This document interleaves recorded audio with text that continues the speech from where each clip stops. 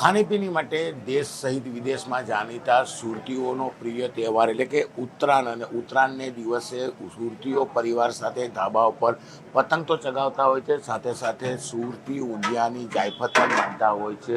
દ્રશ્ય સીધા જોઈ શકાય છે કે દુકાનોમાં વહેલી સવારથી ઊંધિયું તૈયાર કરવામાં આવ્યું છે. ખાસ કરીને સુરતી ફાફડી, જે 3 દાનાવાળી ફાફડી આવે છે, તેની સાથે બટાકા, શક્કરિયા, રીંગણ અને મેથીના મુઠિયા નાખી આ સ્પેશિયલ ઊંધિયું તૈયાર કરવામાં આવે છે. જો કે આ ઊંધિયું હજારો કિલો નહીં પણ ટનબંધી સુરતમાં વેચાય છે. સુરતના સુરતીઓ આખો દિવસ પોતાના ધાબા ઉપર પતંગ ચગાવે છે અને સાંજ પડતાની સાથે જ કહી શકાય કે પરિવાર સાથે ઊંધિયાની જાયફત માનતા હોય છે. સુરતમાં અલગ અલગ વેપારી દ્વારા ઊંધિયું તૈયાર કરવામાં આવે છે, ત્યારે સુરતના વર્ષોથી જાણીતા જોશી જયશંકર નામના વેપારી દ્વારા વર્ષોથી ઊંધિયું તૈયાર કરવામાં આવે છે. તેમના ઓનર આપણી સાથે જ, આપણે એમની સાથે વાત કરવાનો પ્રયાસ કરીશું કે કઈ રીતે તેઓ ઊંધિયું બનાવતા હોય છે અને ઊંધિયાની માંગ કેવી રીતે હોય છે. આપણે સીધા એમની સાથે વાત કરવાનો પ્રયાસ કરીશું, કારણ કે હજારો ટન ઊંધિયું સુરતના સુરતીઓ આજનો દિવસ આવકતા હોય છે. નીતિનભાઈ આપણી સાથે છે, સીધા વાત કરીશું. કાકા, સૌથી પહેલાં તો ઊંધિયું કેવી રીતે બનાવો છો અને કેટલી ડિમાન્ડ આજના દિવસે? આ ઊંધિયામાં ખરેખર આજે ઉત્તરાયણના દિવસે સુરતીઓ ખૂબ જ પ્રમાણમાં, મોટા પ્રમાણમાં ઊંધિયું ખાતા હોય છે. હવે તો અત્યારે ઘણી દુકાનો સુરતમાં થઈ ગઈ છે. લોકો સોસાયટીઓમાં પણ રસોઈયાને બોલાવીને ઊંધિયું બનાવે છે. તો આજે સુરતમાં હજારો કિલો ઊંધિયું ખવાઈ જશે.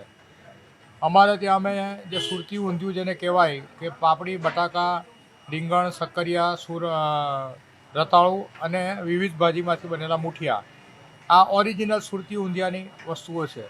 ઘણા લોકો પછી અંદર ગાજર નાખે, ટામેટાં નાખે છે, કેપ્સિકમ, મરચાં પણ નાખી દે છે, પરંતુ એ અસલ સુરતી ઊંધિયામાં આવતું નથી.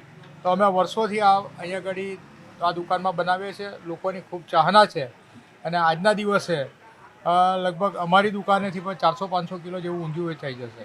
આ વર્ષે મોંઘવારીની વાત કરવામાં આવે, ઊંધિયું મોંઘું થયું છે, તે છતાં પણ અસર ગ્રાહકી પર કેવી? અત્યાર લગી તો કોઈ મોંઘવારીની અસર દેખાઈ નથી. જેમ અગાઉ કીધું એમ કે સુરતીઓએ હજી એક કહેવત જાળવી રાખી છે કે દેવું કરીને પણ ઘી પીવું. એમ સુરતીઓ ઘણી વખત દેવું કરીને પણ ઉત્સવો તો ઉજવતા જ હોય છે.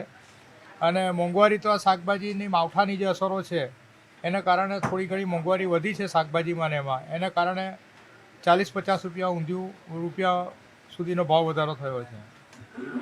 સુરતીઓ દેવું કરીને પણ ઘી પીતા હોય છે, એટલે કે ઊંધિયામાં આ વર્ષે 40થી 50 રૂપિયાનો વધારો થયો છે. તેની પાછળ લીલા શાકભાજી છે, કારણ કે ચોમાસા બાદ જે પ્રકારનું માવઠું થયું છે તેને લઈને શાકભાજી બજારમાં ઓછા આવ્યા છે, મોંઘા થયા છે. તેને લઈને આ વર્ષે ઊંધિયાનો ભાવ વધ્યો છે. પણ આ ભાવ વચ્ચે પણ સુરતી લાલા કહી શકાય હજારો ટન ઊંધિયું પરિવાર સાથે આજે પોતાના ધાબા ઉપર મિજબાની કરતા જોવા મળશે. કેમેરામેન ભરત બ્રહ્મભટ્ટ સાથે કીર્તેશ પટેલ, ન્યૂઝ 18 ગુજરાતી, સુરત.